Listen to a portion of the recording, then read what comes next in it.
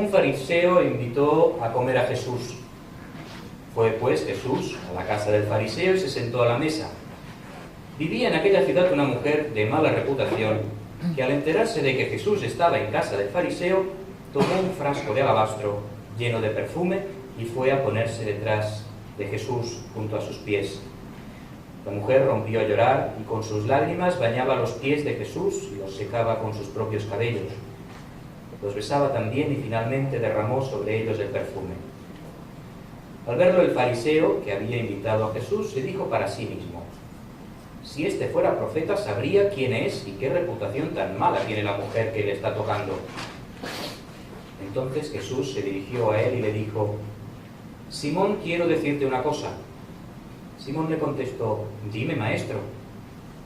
Siguió Jesús: había una vez un acreedor que tenía 2 deudores, uno de los cuales le debía 10 veces más que el otro. Como ninguno de los 2 podía pagarle, los perdonó a los 2. ¿Cuál de ellos te parece que amará más a su acreedor? Simón contestó: supongo que aquel a quien perdonó una deuda mayor. Jesús le dijo: tienes razón. Y volviéndose a la mujer, dijo a Simón: mira a esta mujer. Cuando llegué a tu casa no me ofreciste agua para los pies. En cambio ella me los ha bañado con sus lágrimas y me los ha secado con sus cabellos. Tampoco me diste el beso de bienvenida. En cambio ella, desde que llegué, no ha cesado de besarme los pies. Tampoco vertiste aceite sobre mi cabeza, pero ella ha derramado perfume sobre mis pies. Por eso te digo que si demuestra tanto amor, es porque le han sido perdonados sus muchos pecados. A quien poco se le perdona, poco amor manifiesta. Luego dijo a la mujer: tus pecados quedan perdonados. Los demás invitados comenzaron entonces a preguntarse a sí mismos: ¿quién es este que está perdonando pecados? Pero Jesús dijo a la mujer: tu fe te ha salvado, vete en paz. Más tarde Jesús andaba recorriendo pueblos y aldeas, proclamando la buena noticia del reino de Dios. Lo acompañaban los 12 y algunas mujeres a quienes había liberado de espíritus malignos y otras enfermedades. María, llamada la Magdalena, de la que Jesús había hecho salir 7 demonios. Juana, la mujer de Cusa, administrador de Herodes. Susana y muchas otras. Todas ellas ayudaban con sus propios recursos a Jesús y a sus discípulos. Amén. A continuación vamos a tener la exposición de la palabra.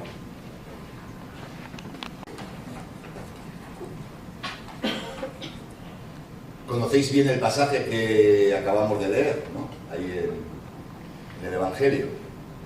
Un pasaje muy conocido. Quiero decir 2 cosas antes de nada que son importantes y que no me cansaré de repetirlas, y los que nos reunimos los miércoles me las habéis escuchado en diferentes ocasiones. No debemos caer en la tentación, en primer lugar, cuando leemos un pasaje como este, ir a los textos paralelos. Sabéis que esta historia de esta mujer, ¿no?, que enjuga los pies de Jesús, que llora sobre Jesús, que luego rompe un frasco de alabastro, ¿verdad?, con perfume, sale en todos los evangelios. De una forma o de otra sale tanto en Mateo, San Mateo, Marcos y Juan, ¿no? Y caemos en la tentación, podemos caer en la tentación de leerlos todos juntos y recomponer la historia entre los datos que nos van suministrando los evangelistas. Y siempre digo que no debemos hacer esto. Sí que esto nos ayuda, pero que debemos dejar cada pasaje en su contexto literario, en este caso el Evangelio de Lucas. No debemos ir a Marcos en ese sentido, no debemos ir a Mateo tampoco, y mucho menos a Juan, sino que dejarlo en Lucas, porque cada evangelio es una obra literaria acabada, con un objetivo, con un propósito, y es ahí donde debemos leerlo y debemos interpretarlo. Eso en primer lugar. En segundo lugar, siempre será importante atender a la cultura del tiempo de Jesús, por cuanto si la desconocemos podemos bien malinterpretar el texto y dar un sentido que a lo mejor no tiene. La cultura en la que vive Jesús es una cultura muy diferente a la nuestra. Tiene parecidos, evidentemente, tiene paralelos, pero es diferente de tal manera que podemos cometer anacronismos a la hora de leer los textos. Cada cultura pues tiene sus maneras de hacer, y una cosa que a nosotros nos parece bien, a otra cultura le puede parecer, pero que muy mal. Os cuento una anécdota y ya entro al pasaje para que veamos esto de la cultura, ¿no? Juan, en estos días has estado en Bilbao, ¿verdad? En Bilbao hay en el País Vasco en general y en otras partes del país, ¿no? Del Estado, hay costumbres. Por ejemplo, se ha acostumbrado en Bilbao, ¿no? En el País Vasco, pues que se reúnen cuadrillas, ¿no? Todos los días de la semana, domingos más, y van a tomar unos cuantos vinos. Y cuando digo unos cuantos vinos, digo de que van de bar en bar. Tienen una ruta, ¿no? Tienen una ruta y la van recorriendo los amigos y cada uno paga en el bar que corresponda, pero van de bar en bar. Eso es normal. No se ve mal en esa cultura. No se sospecha de nada, simplemente son unos amigos que van, podrán beber más, podrán beber menos, pero es una costumbre. Sin embargo, si uno está aquí en Cataluña, en Barcelona, y si viéramos a una persona, esto me lo habéis oído, que va, o un grupo de personas que va de bar en bar tomando vinos, ¿cómo sería interpretado?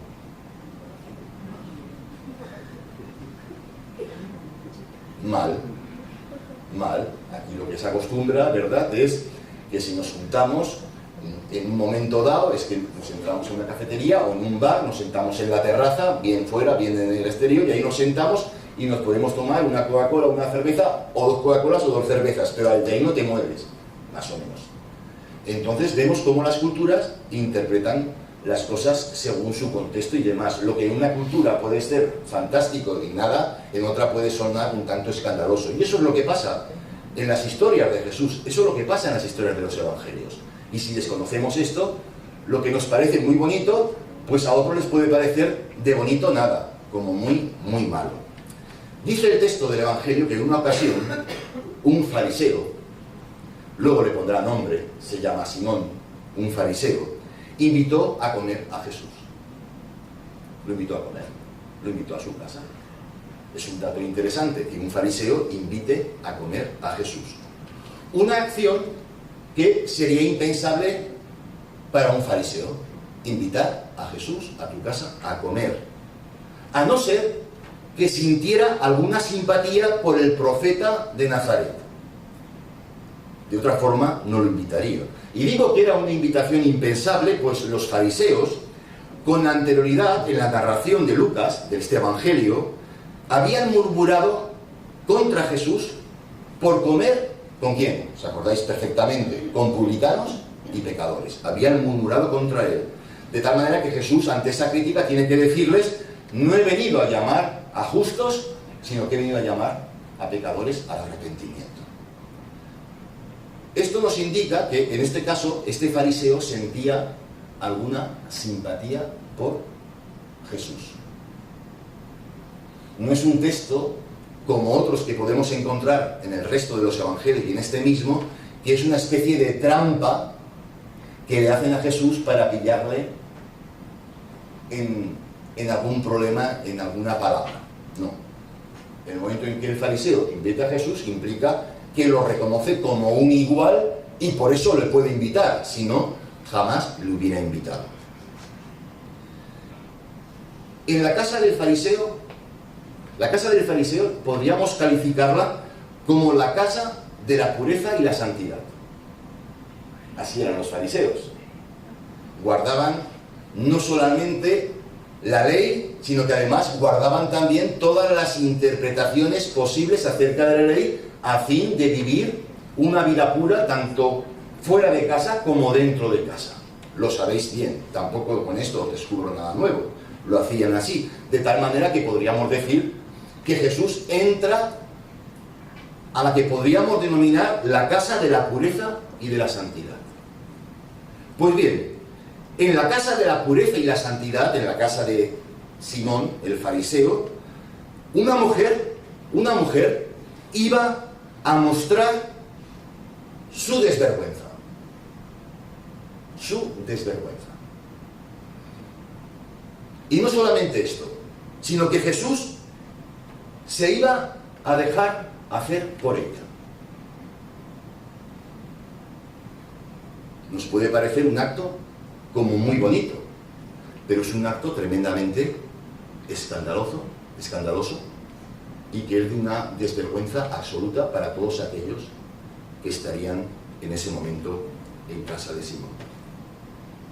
Jesús no iba a mostrar ningún tipo de rechazo a la acción que la mujer iba a realizar, cosa que debiera haber hecho según la convención social y religiosa de la época.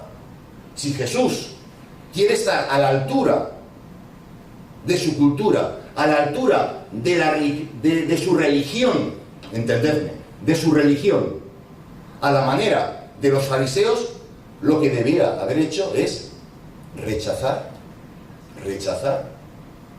a esta mujer. Rechazarla. Totalmente. Sin embargo, esta mujer, contraviniendo todas las normas, entró en la casa y comenzó a regar con lágrimas, posteriormente lo haría con perfume, los pies de Jesús. Y no solamente esto, sino que además dice que enjugaba con su cabello, ¿os acordáis?, los pies de Jesús. Pero es que además dice que besaba los pies de Jesús. Cuenta Lucas que la mujer, esta mujer, que no tiene nombre, no se le pone nombre, o mejor, tiene una etiqueta, etiquetada socialmente como pecadora, según la versión que nos ha leído Isaac, una mujer de mala reputación, una pecadora. Esta mujer, repito, etiquetada socialmente como pecadora, se había enterado de la visita de Jesús a la casa del fariseo. La fama de un hombre, de Jesús como un hombre que acogía a pecadores y sanaba a desahuciados, había llegado hasta ella. Ella no se lo pensó dos veces y entró al lugar donde los comensales estaban sentados. Esta acción ponía de manifiesto que la etiqueta de pecadora se la había ganado a pulso, y su acción certificaba lo que todo el mundo decía de ella, que era una pecadora. Una mujer con esa fama entrando a una comida donde con toda probabilidad todos eran varones, con el pelo suelto. ¿Sabéis cómo tienen que ir las mujeres, verdad? Cubiertas, para mostrar su honor, para mostrar su vergüenza, su rubor, se cubrían. Sin embargo, esta mujer entra, se mete de sopetón en la comida donde están Simón, sus invitados y Jesús, y comienza a derramar lágrimas. De ahí viene a veces esa expresión, que estás llorando como una Magdalena, ¿verdad? Estás llorando, porque algunos la identifican con María de Magdalena, no lo sabemos, pero llorando, enjugando con su cabello los pies de Jesús, besándolos, y al final perfume sobre él. Repito, esta acción ponía de manifiesto que la etiqueta de pecadora no se hace, en absoluto. Y su acción certificaba por enésima vez que sí, era una auténtica pecadora, porque solamente una pecadora podía hacer lo que estaba haciendo esta mujer. Un pensamiento se iba a abrir paso en el corazón del fariseo. Dice que hablaba para sí algo, ¿no? El texto bíblico afirma que cuando vio esto el fariseo que le había convidado, que por cierto guardó las formas, lo cual implica de alguna forma un cierto carácter de fariseo, lo que decía de la simpatía, daos cuenta que no la echa de casa, no la echa, ¿verdad? No la echa. Es muy educado. Probablemente en otro contexto lo habrían echado, pero ni lo habrían dejado entrar. Dice que piensa para sí, si fuera profeta, conocería quién y qué clase de mujer es la que le toca, que es pecadora. de alguna forma el desencanto había inundado la conciencia del fariseo. Jesús no era ningún profeta, porque si lo fuera, no se dejaría hacer esto, ni se dejaría tocar, una mujer tocando a un varón, tocar por una pecadora. El otro día recordaba a mi esposa en una reunión donde había de diálogo interreligioso, donde había musulmanes, me lo recordabas el otro día. Fue a dar la mano, ¿no?, a un musulmán, y el musulmán, ¿qué hizo? Se la negó la mano. ¿Por qué le negó la mano? Otra vez entramos en el tema de cultura, de esquemas de pensamiento, ¿no?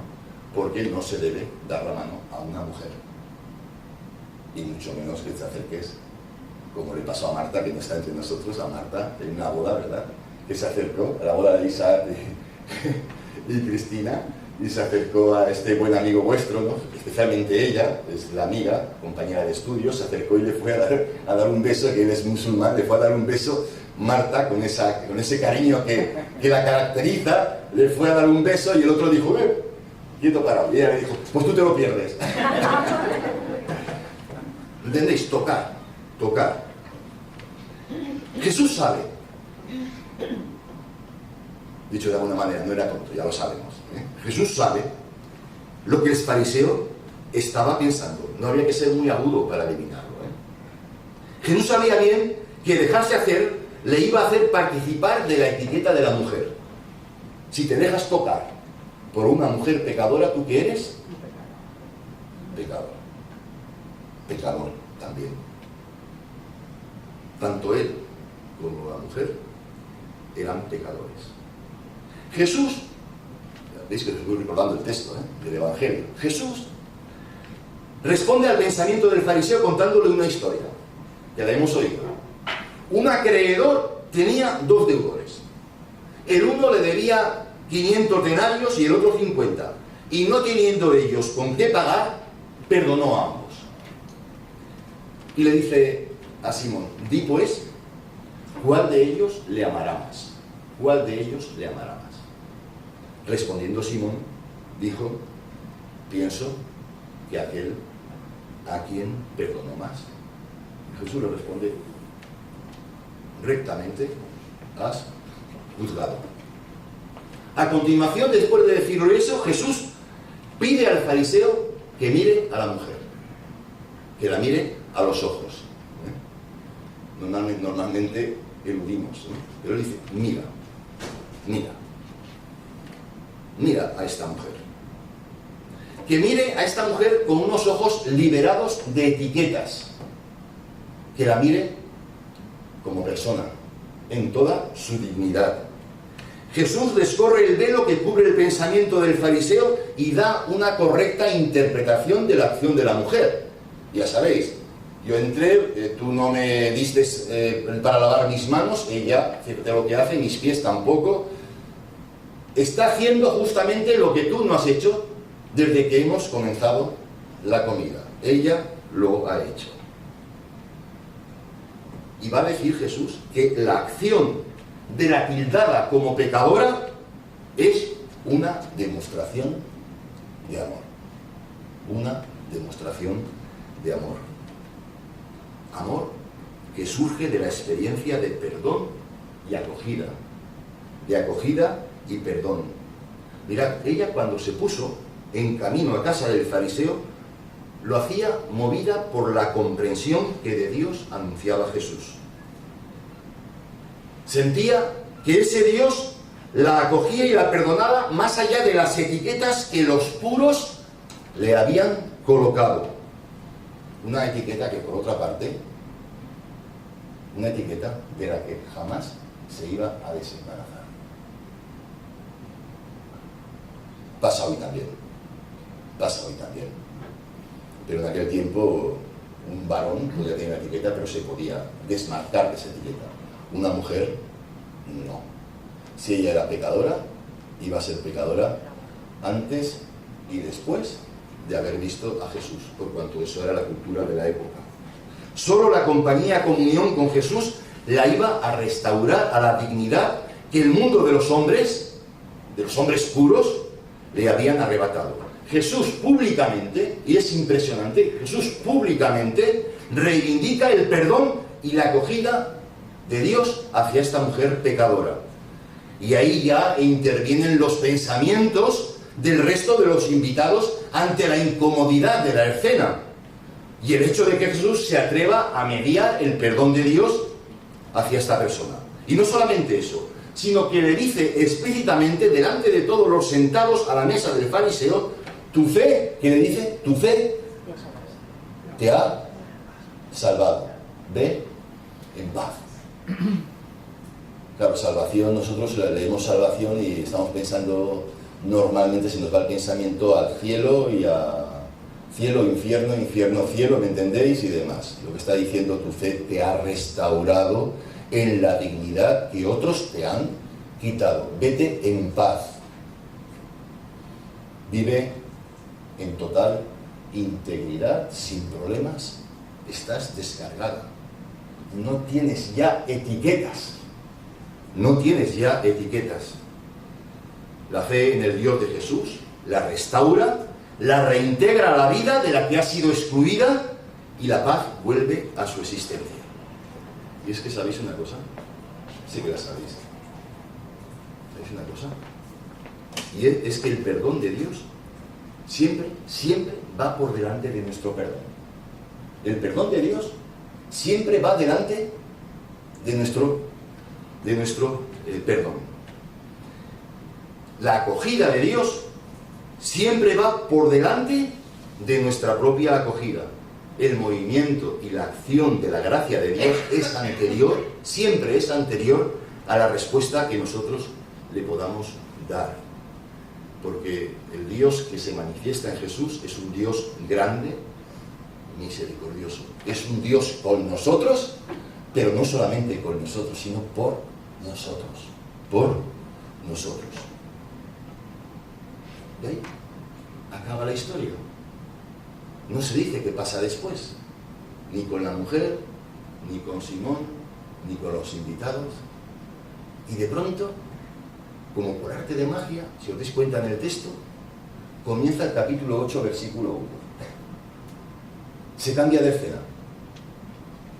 Y me gusta que el leccionario, los que componen el leccionario, no hayan quitado versículos 1 al 3 del capítulo 8 y haberlo desbajado. Nosotros cuando leemos, a veces lo que acabamos es en el versículo 50 del capítulo 7 y para otro día dejaremos el capítulo 8, versículo 1. Pero es muy importante, porque es toda una unidad, tiene un sentido. Fijaos lo que dice. Y aquí sí que lo voy a leer yo de viva voz. Dice que aconteció después que Jesús iba por todas las ciudades y aldeas, predicando y anunciando el evangelio del reino de Dios, y los 12 con él. Y algunas mujeres, notad,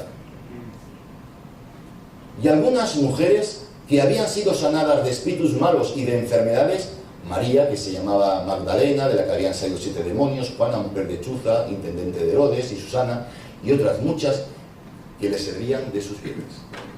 Tiene sentido, porque la escena en la casa del fariseo gira en torno a la acción de una mujer pecadora, que es restaurada en la dignidad que se le había quitado.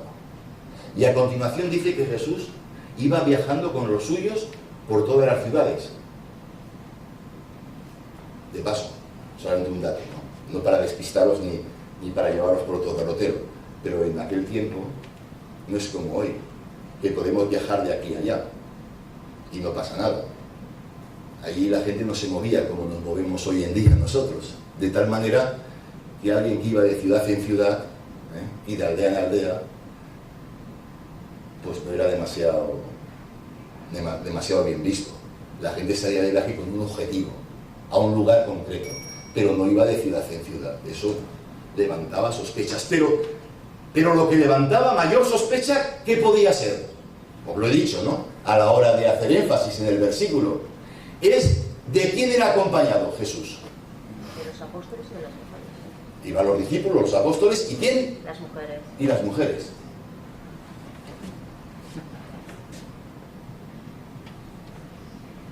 Mujeres. A una que había sido sanada de cuántos demonios, la otra que tal, que cual. ¿Qué eran? En términos generales, eran pecadoras, ¿entendéis? Eran pecadoras. Oye, eso es interesante. Y eso es profundamente escandaloso en la época en la que vivía Jesús. ¿La mujer dónde debe estar? En su casa. En el recinto, en el ámbito de lo privado. Ahí debe estar. Ahí debe estar, no debe salir. El ámbito público, ¿para quién es? Para el hombre, para el varón. Pero eso de que las mujeres... No. En absoluto. ¿Sabéis? Los especialistas en antropología cultural, cuando investigan el contexto y demás de la época, ver a un grupo de mujeres solas, que si bien han sido sanadas, no han vuelto a su comunidad de origen, ¿os dais cuenta? No vuelven a su casa, sino que siguen a Jesús, son, atended, son sospechosas de conducta sexual ilícita. Probablemente algunas eran viudas, otras no, pero iban con Jesús. ¿Os podéis imaginar lo que se podría pensar? ¿Os lo habéis imaginado? Queda muy bonita la escena, ¿no? La podemos leer, oye, qué bonito, ¿no? Discípulas de Jesús que van con él, maravilloso, Jesús. No, esto era algo que olía mal a los ojos de un tercero. Rodeado de mujeres, y encima dice que le sostienen con sus bienes.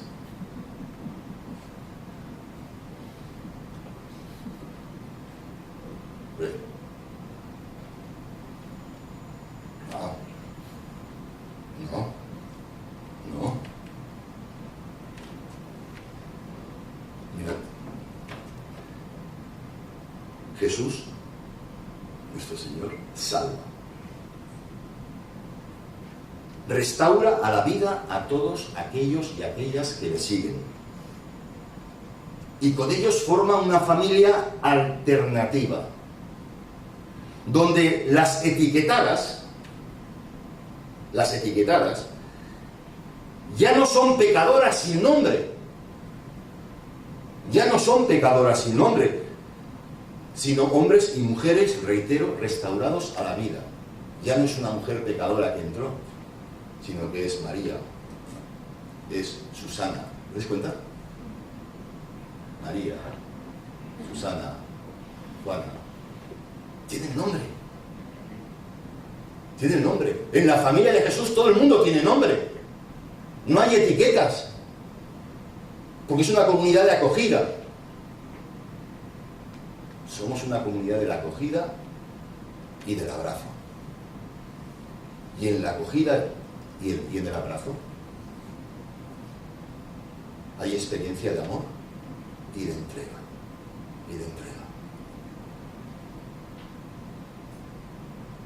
Mirad, nosotros, como cristianos y cristianas, nos tomamos muy en serio, pero que muy en serio, la acogida y el perdón de Dios. Nos lo tomamos muy en serio. Y nos lo tomamos muy en serio, además, a la manera de Jesús, con aquellas personas que son sospechosas de impureza. ¿Me entendéis? Nos tomamos muy en serio esto, del perdón. Nos tomamos muy en serio esto de la acogida, porque Dios es así. Y ya con esto acabo, ya no entretengo más. Dos cosas para finalizar, y que quiero que reflexionéis, que de alguna forma ya las he mencionado. El perdón, en primer lugar, el perdón de Dios siempre es anterior a tu perdón y al mío. ¿Sí o sí? Sí. El perdón de Dios siempre es anterior a tu perdón y el mío. Porque a veces nuestro perdón, o mejor, nuestra ausencia de perdón contradice el perdón de Dios. Contradecimos. Dios acoge, pero yo no acojo. Es más, en segundo lugar, el que se sabe perdonado y acogido ama mucho, ama mucho. ¿No dice eso el texto? Ama mucho. De tal manera ama mucho que esas mujeres son capaces de acompañar a Jesús y Jesús acompañarlas a ellas sin importarles un bledo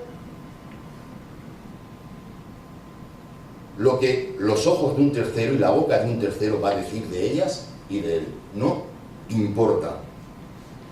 Tercero, la comunidad cristiana, en su labor de anunciar la reconciliación de Dios en Cristo, corre el peligro de ser acusada de impía, pero sabe que en ello se juega su fidelidad al mensaje de Jesús. Mirad, voy a utilizar el lenguaje de las etiquetas. Y creo que me vais a entender. Los auténticos pecadores, las auténticas pecadoras, los de verdad, son los que atentan contra el amor y la acogida de Dios en Cristo. Son los que dañan condenando, son los que dañan etiquetando, son los que dañan encasillando a los seres humanos y, como no, también al Dios que los abraza. Tenemos buenas noticias. Tenemos buenas noticias, porque el Evangelio es buena noticia. Porque de malas noticias ya estamos bien servidos. Y no solamente por la prensa, sino también en el mundo de las religiones. De malas noticias, y hay bastantes. Vamos a anunciar una buena noticia. La buena noticia del perdón y la acogida de Dios. Que el Señor nos bendiga. Amén.